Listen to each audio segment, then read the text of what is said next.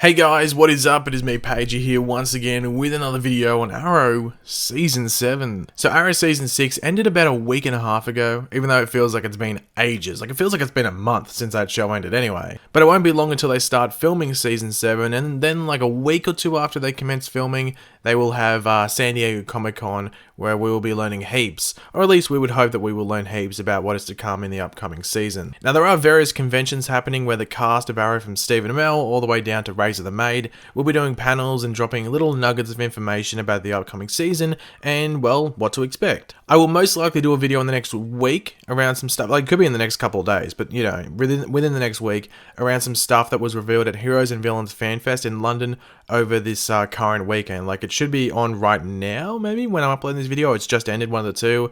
But yeah, keep your eyes out for that one in the next, week or so. But in this video, we will be going over everything that is somewhat confirmed or official already for Season 7 of Arrow. This includes some new character information that was only just released. Some of you might know some of this, all of this, or none of this. Either way, do let me know in the comment section down below your various thoughts and opinions, as Arrow is always one of those shows that either divides or...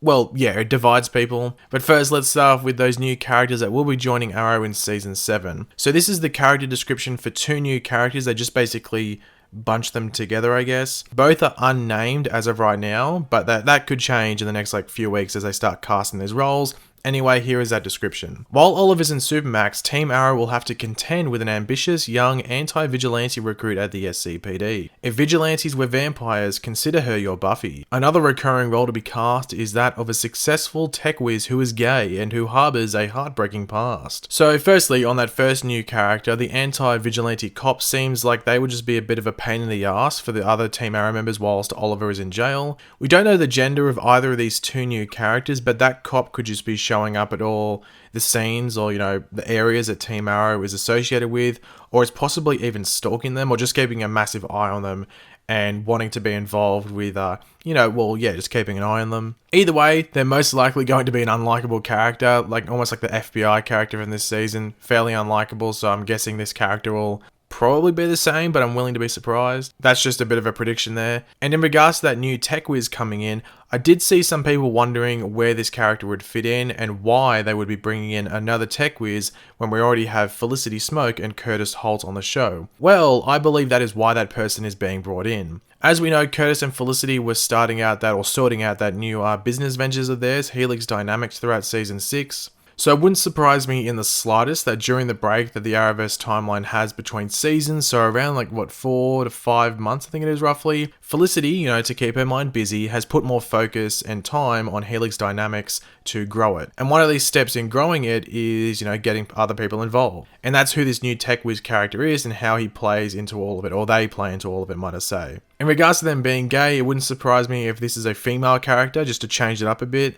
I won't bother diving into the heartbreaking past stuff because they could go like a billion different directions with that, so there's no point going too deep into that one. Roy Harper, as we know, is returning as a season regular, which is awesome. For some reason, they did have to clarify that this would be our Roy returning, so Earth 1 Roy, not like a doppelganger. So yeah, if you were curious about that, there's your confirmation. As we know, he went off with Thea and Nyssa, and we're going to deal with those remaining Lazarus pits that we found out in that episode. I think it was 15, 14, 16, one of them. So it will be interesting to see how he plays back into this season and how Thea doesn't get dragged back into it either. I would like to see Roy be brought back to just help Oliver while he is possibly on the run after escaping prison. That would be cool. If he's a season or a series regular, he's going to be in the whole season, so he'll, meet up with new Team Arrow as well. But I'm hoping his initial encounter this season is with Oliver. That's what I want at least. But yeah, do let me know how you would like to see Roy placed and used in Season 7 of Arrow. In regards to the prison, one of the hot theories and rumours is that Season 7, the opening portion of it though,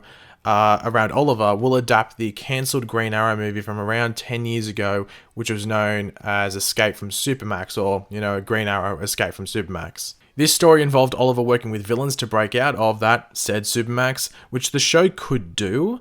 The prison that Oliver was placed in at the end of Season 6 was Slabside, which is the prison that Oliver was rumoured to be placed in during the Escape from Supermax movie. Whether he, teams up with some villains from the comics will be another thing, because this is really the only time we've had Slabside featured that heavily.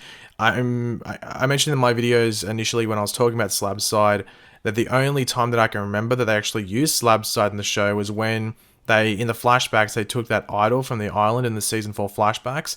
That idol, that I'm pretty sure later went on to become Damien Dark's idol, was locked in slab side. So it's not like we've had prisoners go there before and it's like an Iron Heights-esque prison. This is like one of the first times we're actually going there. So will there be villains in there?